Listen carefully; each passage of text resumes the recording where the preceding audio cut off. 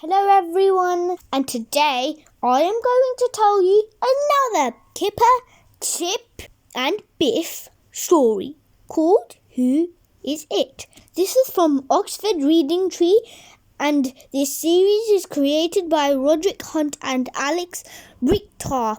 So this is the blurb. Who is it? That's the whole blurb. Now let's start the story. Who is it? Biff and Chip, Mum and Kipper, Floppy and a spaceman. No, it's Dad.